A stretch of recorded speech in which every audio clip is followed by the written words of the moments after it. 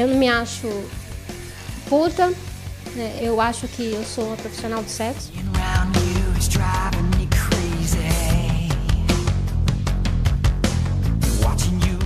Quem é quem pode tacar pedra em quem?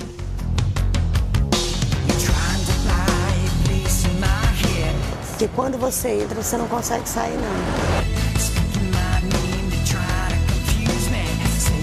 Você sai, você brinca, você conhece um hoje, conhece um amanhã. E assim vai levando a vida à frente.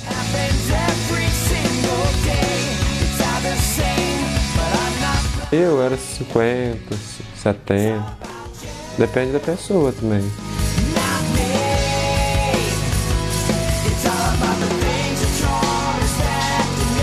Não satisfeitos, eles escreveram no rosto, na testa e na parte lateral do rosto, ladra de cama.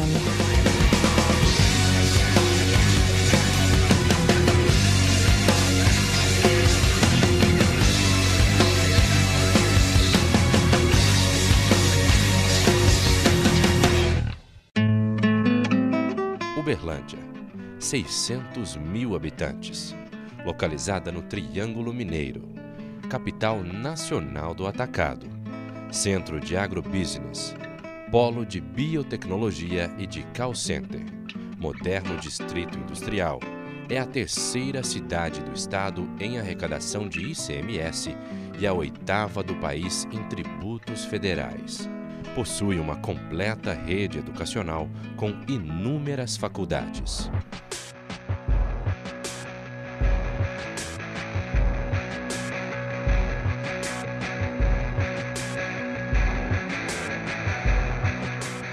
Essa é a Uberlândia, cidade modelo. Essa é a Uberlândia de olhos abertos.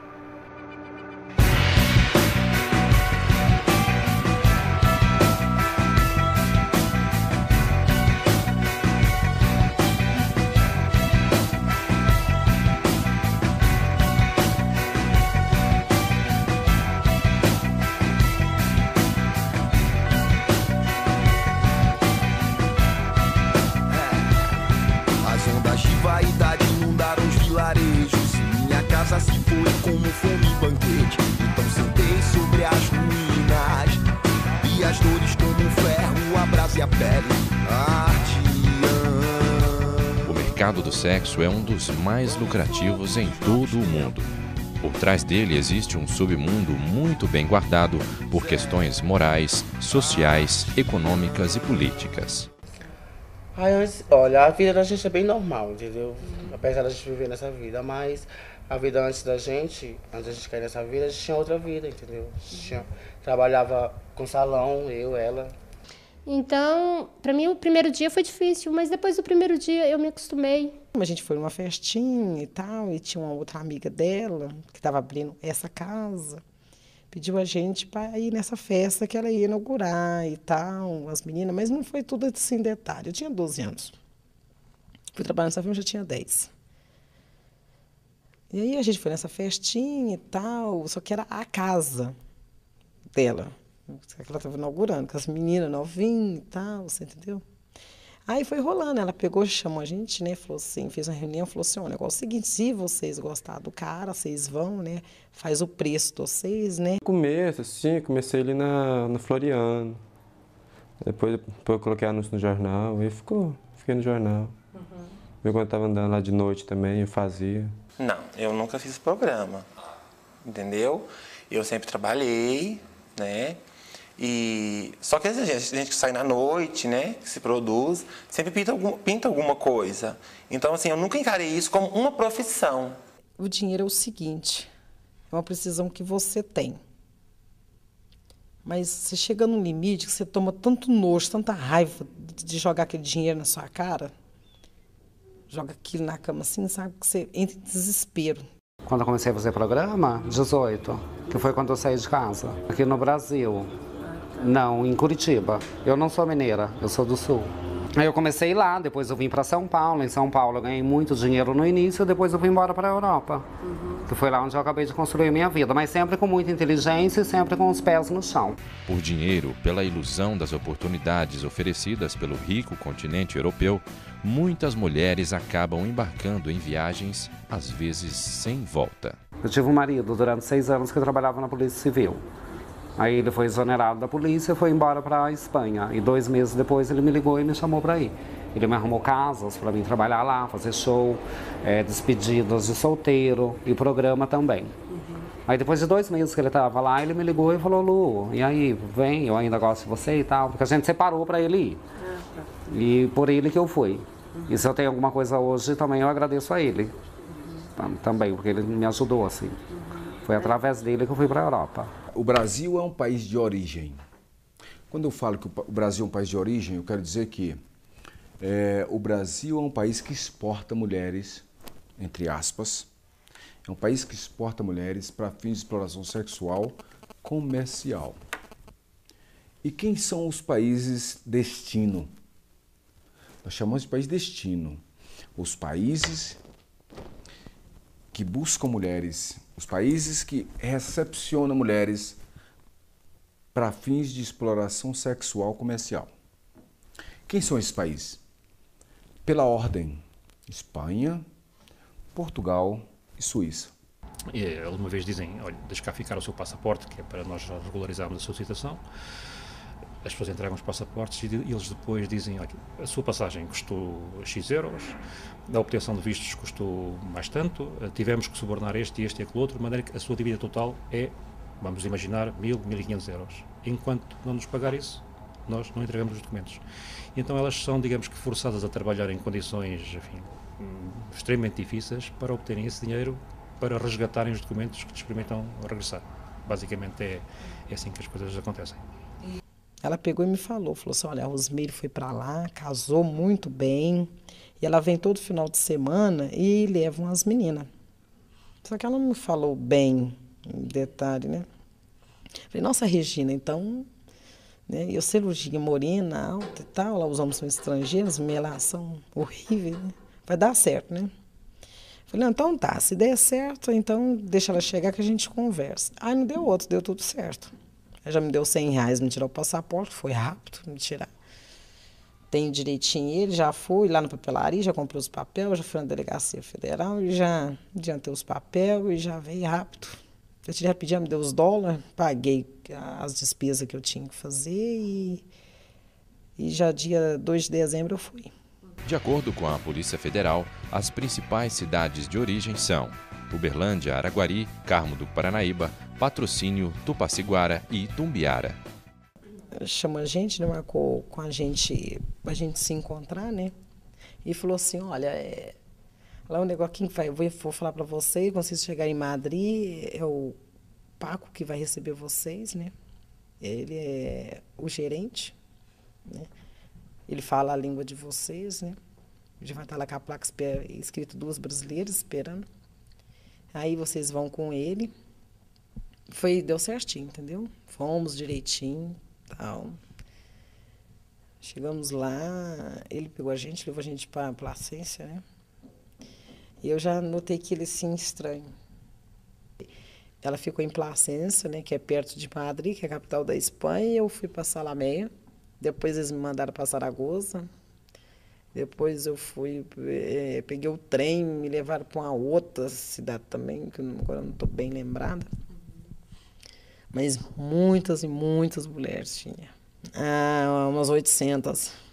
Umas 800. Lá nessa outra que a gente chegou, tinha uns 200. Me iludi, como todo mundo ilude, a vida é fácil, é fácil, é fácil, todo mundo vai se dá bem. De qual forma você não sabe que dá bem.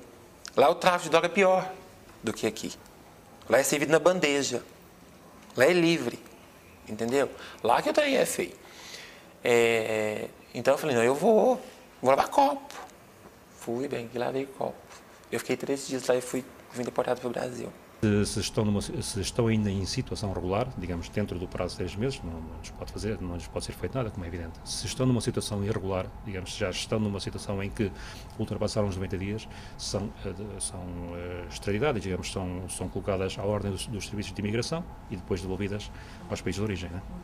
E nós aqui em Uberlândia estamos sobremaneira preocupados porque, de fato, muitas são as pessoas encaminhadas para trabalho, entre aspas, honesto na Europa e lá chegando acabam sendo submetidas a um sistema de escravidão, porque elas não podem voltar para o Brasil, são obrigadas a se prostituírem, não têm um ganho compatível com a necessidade da sua própria manutenção e, assim sendo, elas ficam na mão daqueles cafetões que as absorvem lá na Europa. O dia a dia lá é muito difícil.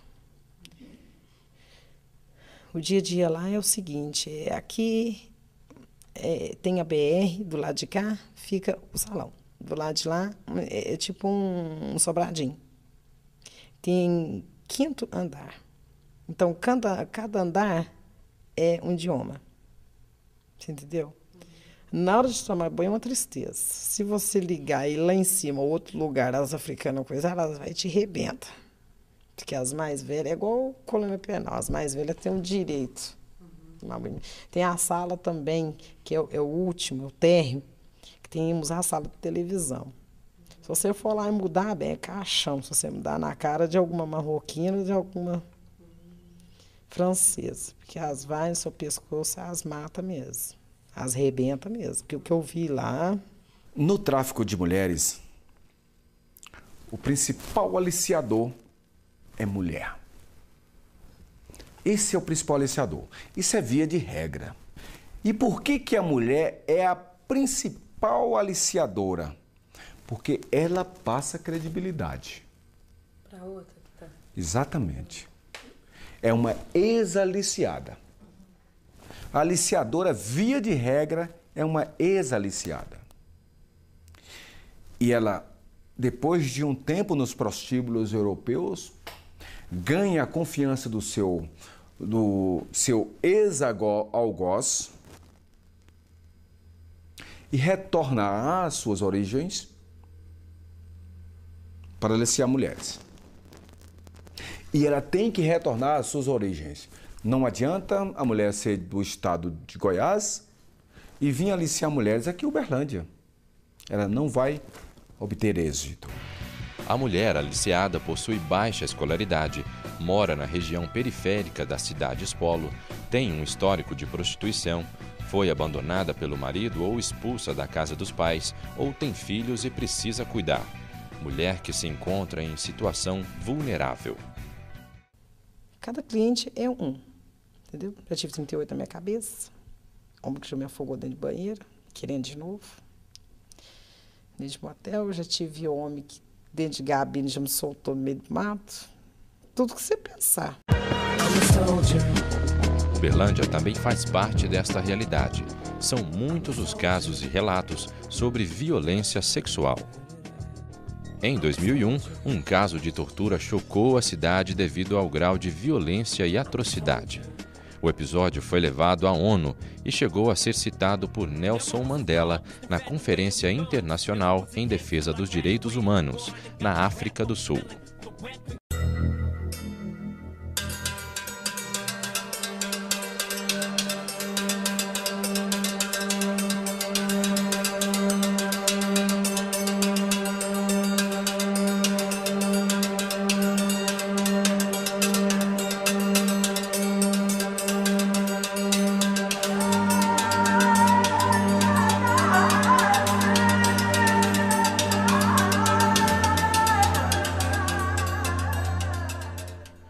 Em 17 de março de 2001, a garota de programa Kelly Rosenberg dos Santos, de 19 anos, é raptada por 5 homens e levada ao Distrito Industrial de Uberlândia num veículo branco. É queimada a ferro. Bem, a Kelly havia feito um programa com o Sargento Crozara, um programa por valor de R$10. E ao final ele se negou a pagar o serviço. E como forma de pagamento, né, garantia do pagamento, ela se apropriou de uma arma que ela viu, assim, que ela percebeu que estava no piso do carro, então ela discretamente se apropriou dessa arma. E assim que ele tomou conhecimento, e certamente com a pressão que foi feita por parte do seu pai, ele tenta reaver essa arma. Tudo aconteceu foi no dia 27 de março de 2001, no momento que eu fui levar um freezer na casa da minha namorada. Tinha um vizinho meu que me ajudou a colocar o freezer na caminhonete. Chegando na casa da namorada lá, tinha a vizinha que ajudou também a descer, né? Só que, por infeliz sorte, eu sempre andava armado, estava com um revólver dentro da pochete, que estava dentro do carro, né? Com medo de deixar o carro lá de fora, eu tirei a pochete, só que no momento que eu tirei ela, eu fui subir na caçamba da caminhonete me ajudar a descer o freezer. E nesse momento eu deixei a pochete no assoalho, ajudei a tirar o freezer, levei ela para dentro, voltei correndo, fechei a tampa, fechei o portão e fui para dentro lavar. Fui dar falta da arma na segunda-feira. E passado quase uma semana, aí compareci na delegacia, né? Fui intimada na delegacia. Chegando lá, me perguntaram várias coisas, querendo saber coisa de uma semana atrás, o que eu estava fazendo. Ainda falei que mal sabia o que eu tinha almoçado no dia anterior, vou saber o que eu tinha feito uma semana atrás, né? Queria coisa detalhada, hora por hora, né? Então, esse detalhe é que ajudou até mesmo a polícia, na sua investigação, a desconfiar logo que aquele delito havia sido praticado por alguém ligado à área policial. Eu nunca tinha visto essa mulher, não sei o dia que ela foi ser ouvida lá no fórum, né? Nem na delegacia o dia eu não vi ela. Eu vi ela só no fórum o dia que ela foi ser ouvida. Ele arma todo esse esquema, conseguem colocá-la na carroceria da Pampa, algemada, e do momento em que ela é colocada na carroceria da Pampa até um terreno baldio próximo à cidade industrial, ela começa a ser torturada, né, eles utilizaram uma barra de ferro para poder atingir a boca, quebraram muitos dentes, fraturaram um braço. E quando chegam a esse local, eles utilizam de uma estratégia assim. Então eles levaram um maçarico, né, fizeram uma fogueira, tá, e utilizavam esse maçarico.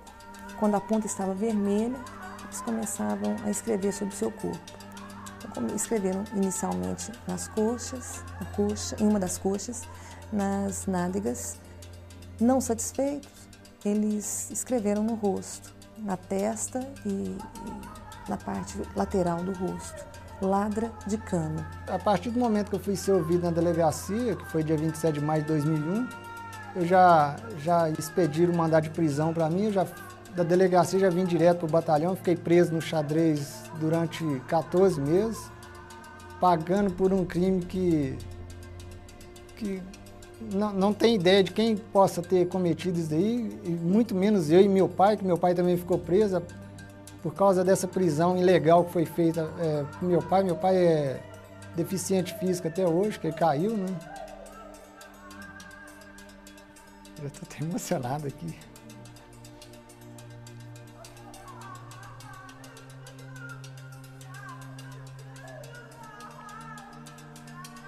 É bom parar e fogo, viu?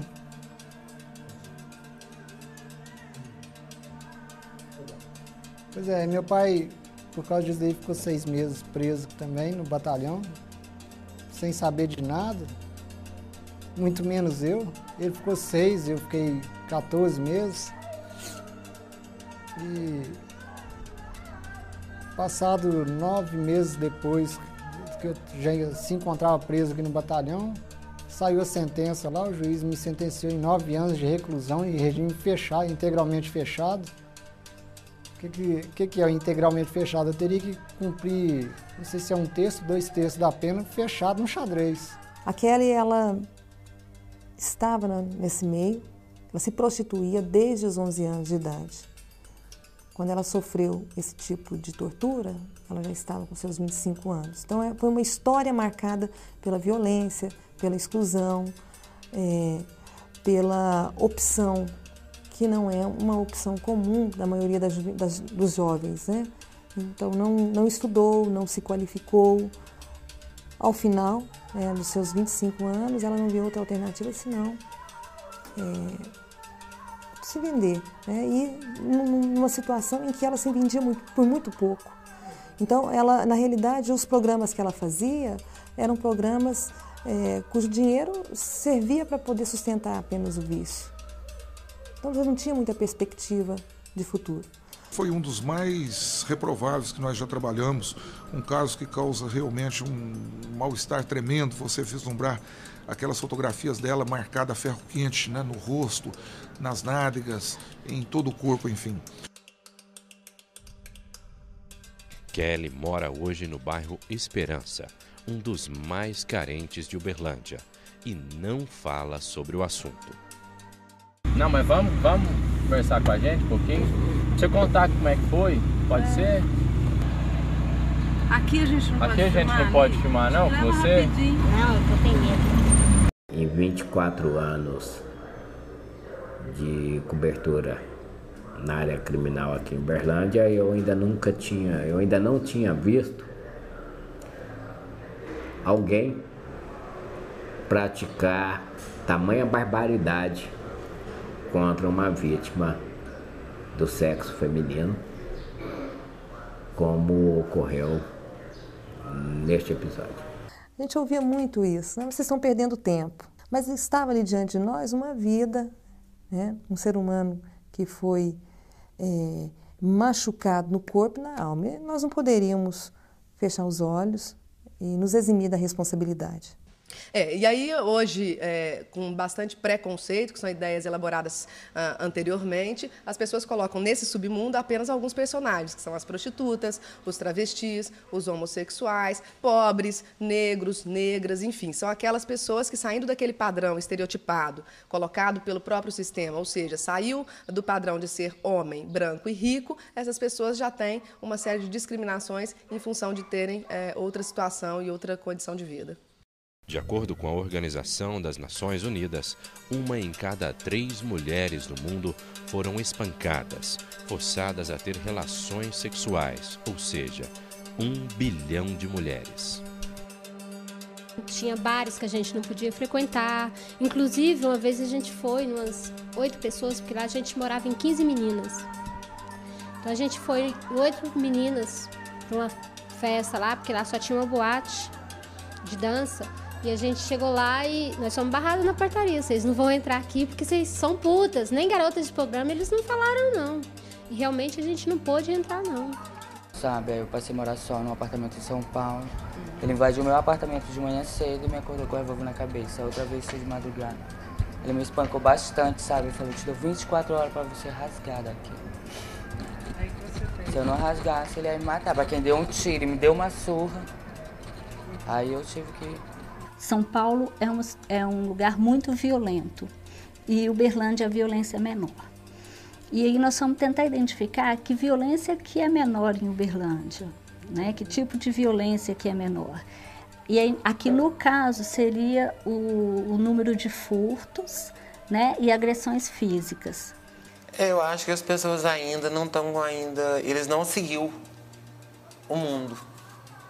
Eles estão para trás. Entendeu? Eles não evoluiu.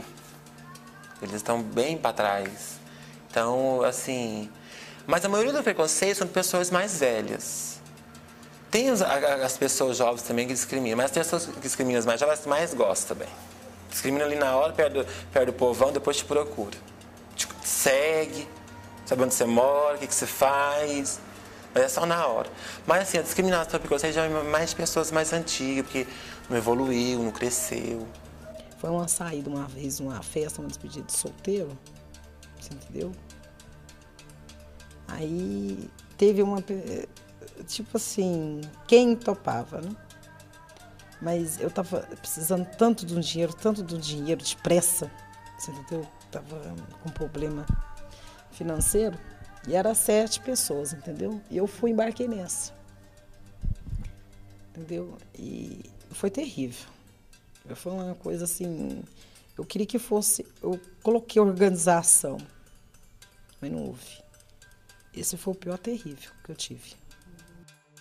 Fiz, não arrependo que eu fiz, mas não desejaria isso para a vida de ninguém.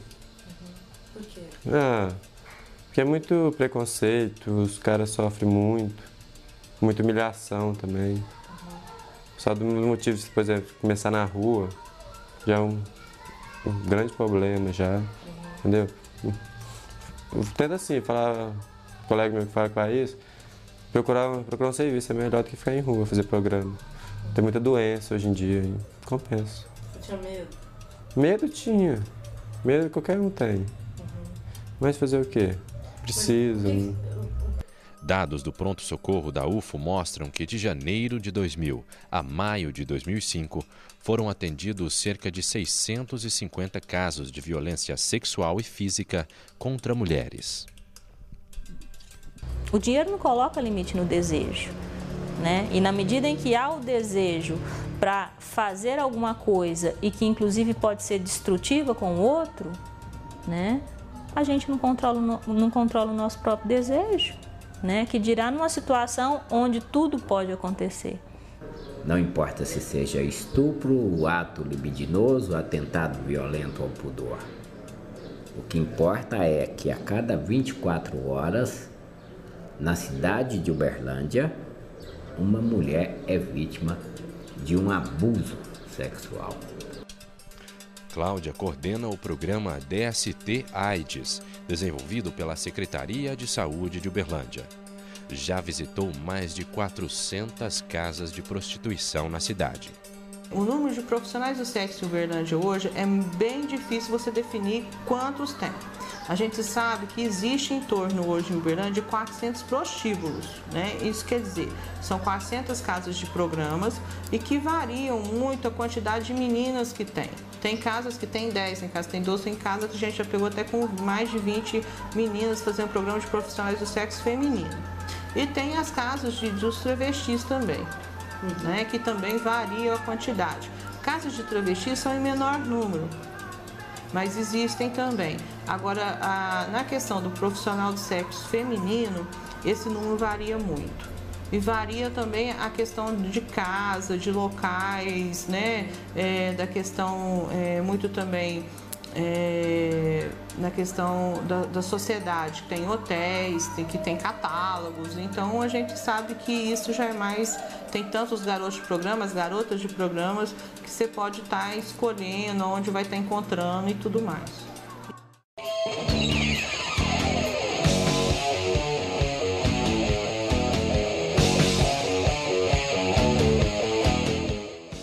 Dados do Conselho Tutelar indicam que de abril de 2004 a maio de 2005 foram 69 casos.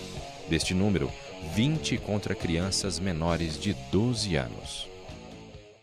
Pedófilo, como consequência, primeiro porque é um comportamento doente, ele só vai ter prazer nessa situação, o tratamento é dificílimo e, como consequência, ele vai ter sua vida... ele vai ter um sofrimento, porque ele não vai poder vivenciar a sua vida de uma forma erótica plena, né? Além das consequências legais, porque é considerado um crime. Falta de denúncia. As pessoas não se sentem encorajadas em levar os fatos às autoridades competentes. Segundo, esses fatos não são trabalhados de forma ainda profissional pelas autoridades competentes. Terceiro, o processo em relação às vítimas de abuso sexual é o mesmo para qualquer pessoa que é vítima. Então, como não há um preparo eficiente, como não há material e condições suficientes de trabalho, nós percebemos que a impunidade é grande nessa área. Ou seja, as pessoas não denunciam, o processo é lento, as investigações são primárias e as condenações são ínfimas. E, infelizmente, ao final do processo, muitas vezes, a vítima, encorajada a denunciar os fatos, ela percebe que o bandido é absolvido por falta de provas.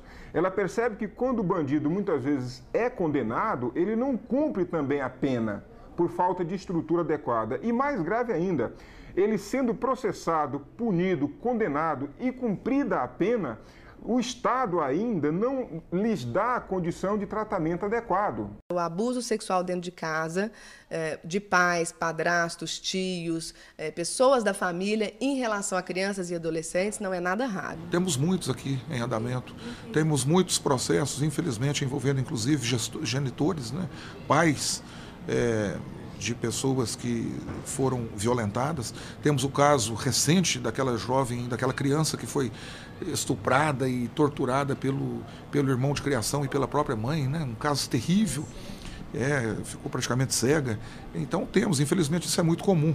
E aqui em Uberlândia há um grande número, uma grande incidência de abuso sexual por parte de pais e mães contra filhos de pequenas idades, tenras idades, lamentavelmente. Só que esses processos correm em segredo de justiça, então a gente não pode publicar nomes, né, prestar informações detalhadas. Mas isso acontece ainda com muita frequência.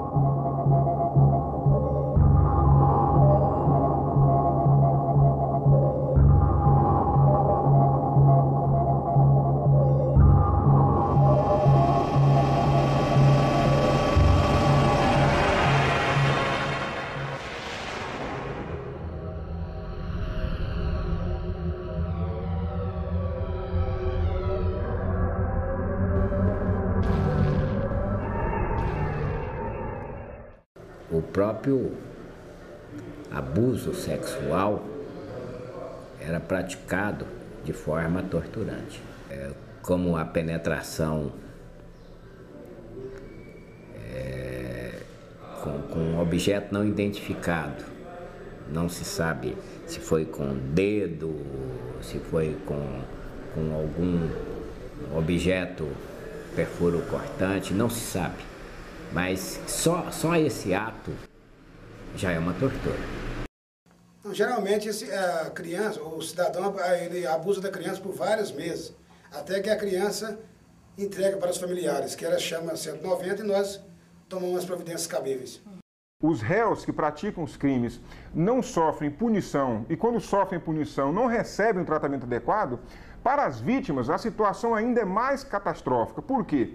Porque normalmente as vítimas denunciam os fatos e muitas vezes são obrigadas a conviver com o próprio infrator dentro da própria casa, porque o abuso sexual especificamente acontece em bastante situações dentro das casas. Então, por falta de um local adequado, por falta de condições adequadas de recepção das vítimas, elas acabam sofrendo duas vezes. Primeiro, por denunciar. Segundo, por não ter proteção do Estado. Ninguém tem o direito de chegar e violentar sexualmente uma pessoa, não, seja homo ou feminino, sabe? Ninguém tem o direito de praticar uma coisa dessa, uma violência sexual, sabe? Isso é hediondo, isso é covarde. A violência sexual é uma violência covarde. O estupro é o mais hediondo dos crimes, porque você está violentando não apenas o corpo da vítima, você está violentando a psique.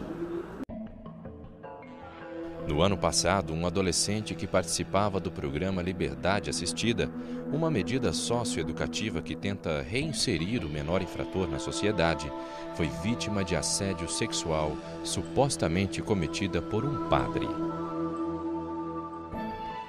Bom, o adolescente relatou para sua orientadora que ele estava sendo assediado sexualmente, né, pelo padre. E, em virtude disso, a equipe do programa começou a levantar alguns pontos para ver a veracidade do que o adolescente estava dizendo e ver qual caminho seria mais fácil a ser seguido para poder rever essa situação. Que ele não queria ir participar das atividades e toda a programação do programa em virtude do assédio que ele estava recebendo, que ele estava se sentindo, né, assediado, tinha sido cantado. Então, em virtude disso, ele não queria mais participar do programa e isso poderia acarretar algumas consequências para ele. Dados do Vaticano revelam que 1.700 religiosos do Brasil estão envolvidos em crimes sexuais. De 100 crimes violentos, homicídios, estupros, sequestros, apenas 25 desses crimes são levados à apreciação da autoridade policial. Desses 25, apenas 15 chegam às mãos do Ministério Público. Desses 15, apenas 5 são punidos. E dos 5, apenas um criminoso vai cumprir a pena. Ora, isto demonstra para qualquer bandido, e aí em relação a qualquer crime, que o crime compensa, que o crime vale a pena. Enfim, na medida em que você tem impunidade em relação, por exemplo, ao homicídio que acontece à luz do dia e que todos presenciam, me parece que os crimes que acontecem no recesso familiar, no ambiente familiar, a situação é mais grave ainda, quer dizer, eles sequer fazem parte de estatísticas oficiais. O padre, na época, foi afastado da pastoral e transferido para a cidade de Araguari. O bispo Dom José de Moura foi procurado, mas não quis falar sobre o assunto. Disse que tem outras prioridades. Na pedofilia, o indivíduo ele sente atração sexual e ele sente desejo por crianças, e não é só por realizar o sexo em si, sexo considerado como penetração, mas o sexo como um todo, o desejo erótico, os jogos, brincadeiras, preliminares. Então, não existe uma razão única da pedofilia, né? A gente pode dizer que o pedófilo ele tem uma história de vida emocional que é doentia, e isso veio desde a fase de bebê, né, até os 5 anos de idade, a pedofilia já foi instalada. Nós conseguimos aprovar no Senado, mas ainda falta aprovar na Câmara, uma nova legislação no que diz respeito ao Código Penal brasileiro, que pune com muito mais rigor os crimes de exploração sexual de crianças. Nós endurecemos penas, as denúncias de abuso sexual, que é uma coisa que acontece geralmente 94% dentro da casa da própria criança, que é quando ela é seduzida por alguém da família. Esses casos que ficam muito entre 4 paredes, nós também conseguimos alterar o Código Penal, porque hoje no Brasil esse código tem 65 anos, o Código Penal, e ainda trata de termos preconceituosos, como mulher virgem, mulher honesta, e a denúncia de casos de abuso só pode ser feita pelo Código Penal pelo responsável pela criança ou pela própria criança. Ora, a criança muitas vezes não tem nenhum discernimento de procurar uma autoridade para dizer que está sendo vítima do próprio pai. É muito difícil isso. E o responsável pela criança, que geralmente é alguém da família, também não tem interesse em se denunciar. Então, a partir de agora, com essa modificação que nós fizemos, a denúncia passa a ser pública, ou seja, qualquer cidadão ou cidadã poderá denunciar e o Ministério Público apresentará a denúncia.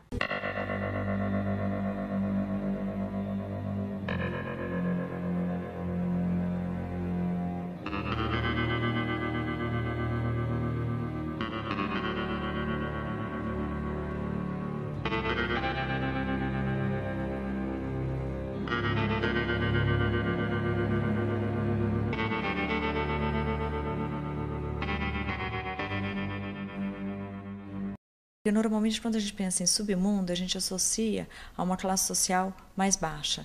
E não, o submundo do sexo, ele está presente em todas as classes sociais.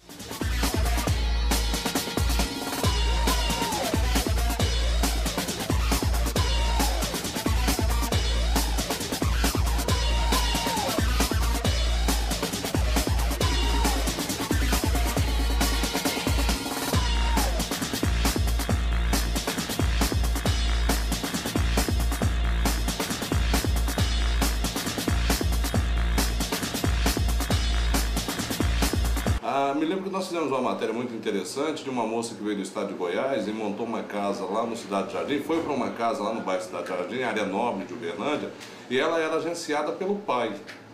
E nós chegamos a conversar com o pai daquela menina e ele apareceu, foi na televisão, uma menina nova, 22, 23 anos, foi muito simples. Eu tenho, essa é minha filha única, eu tentei dar estudo, eu paguei escola, paguei isso, paguei aquilo outro. Ela não quis, ela se perdeu no mundo, teve um filho. Eu não tenho mais condição de criar o meu neto, filho dessa moça. E a única coisa que ela sabe fazer, ele ainda usou esse termo na entrevista, é abrir as pernas. Para ela não abrir as pernas para qualquer um, eu venho, cuido e tal, e acho que ela não está roubando de ninguém, ela está usando o corpo dela, e eu estou aqui para protegê-la. E ela ficou aqui em Uberlândia, não sei até se ainda continua em Uberlândia, mas ela ficou em Uberlândia há muito tempo, e quem agendava os programas para ela era o próprio pai. A prostituição de luxo e aquela prostituição da rua, né? Uma diferença no sentido de condições de trabalho mesmo, né? E de recebimento, em termos de salário, desse próprio trabalho. Mas ambas são exploradas, até porque a prostituição de luxo ela tem por trás também um aparato, né? Os michês, aquelas pessoas que são donas, proprietárias das casas de prostituição. Então, há também uma relação de poder aí dos proprietários com as prostitutas. Mas há uma distinção. Hoje, inclusive, tirando a hipocrisia à parte, é possível estar pensando a prostituição que se utiliza de garotas com bastante instrução, garotas universitárias. Não é raro isso nos grandes centros, onde essas garotas universitárias têm o seu momento de prostituição para, inclusive, sustentar famílias, para pagar o próprio estudo. 1 a 4 por dia, né? Por dia. É. Que a pessoa vem conhecer, quer conhecer as casas de massagem aí. E a gente já conhece, né? Onde é que tem os ambientes, né? Da cidade tudo. E se o freguês chegar aqui e pedir para o senhor uma indicação, o senhor consegue indicar? Nós dá uma tem indicação. As pessoas aí que são parceiros de vocês? Como é que é isso? Não, para nós nós temos umas comissãozinhas aí, sabe? Que nós tem aí para levar uns lugares melhores, né? E aí, se ele chega aqui e já pede o local, o senhor já tem o local certo? Nós já sabemos onde leva. E já combina a volta, né? Aí vai lá e busca de volta. Eles ficam lá umas 2 horas e volta. E isso tem horário? É de manhã, à tarde, à noite? Não, vem mais, que nós pega mais à tarde. Depende do local, se torna muito precário, né? Depende de cada local. Que aqui tem por R$10, você acha? R$1,99 na Taba, no Sr. Eduardo. Lá tem muitas meninas assim. Tem muitas de menor também que não ficam assim, passaram, só ficam trancadas, né? Já tem os clientes certos que as pessoas ligam e já falam, né? Ali tem uma de 12, uma de 13, uma de 14, né? Uma 200, outra 300, outras, né? 100 a hora. E vai indo, ganha pela idade e preço. E aí, dentro dos fatores sociais, a gente encontra o desemprego, a facilidade que uma mulher tem, uma mulher bonita, ou um homem que é bonito, que não encontra emprego dentro da sociedade, ou que encontra um emprego que é mal remunerado. Então, eles encontram aí a facilidade que eles têm de ganhar dinheiro com a prostituição. Mas o que preocupa, né? Não é o fato da prostituição em si, não é o fato delas terem se tornado profissionais do sexo. A questão é, elas têm outro caminho que não esse, sabe?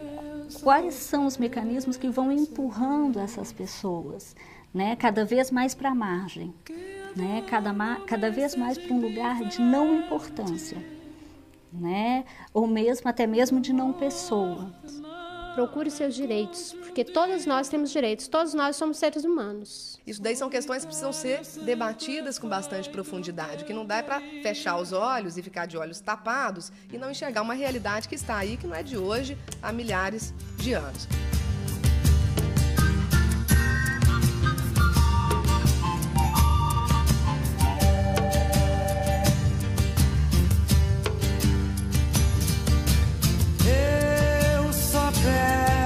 A Deus, que a dor não me seja indiferente, que a morte não me encontre um dia solitário sem ter feito o que eu queria. Eu só peço a Deus que a injustiça não me seja indiferente, pois não posso dar a outra face, se já fui machucado brutalmente.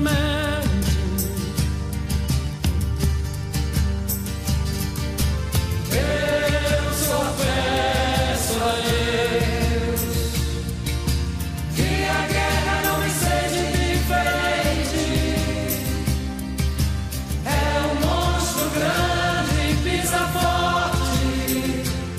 Toda pobre inocência desta gente é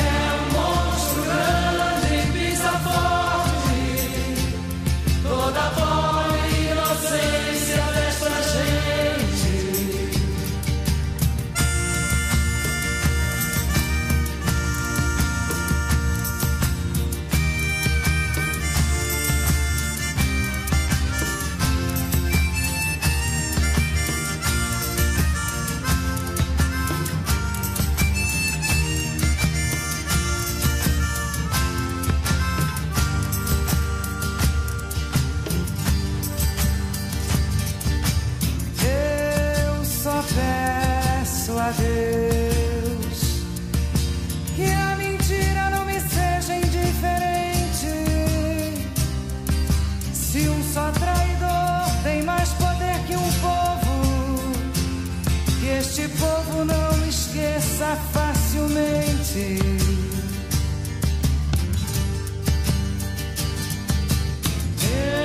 Eu só perceber que o futuro não me seja indiferente, sem ter que fugir, desenganado, para viver uma cultura diferente.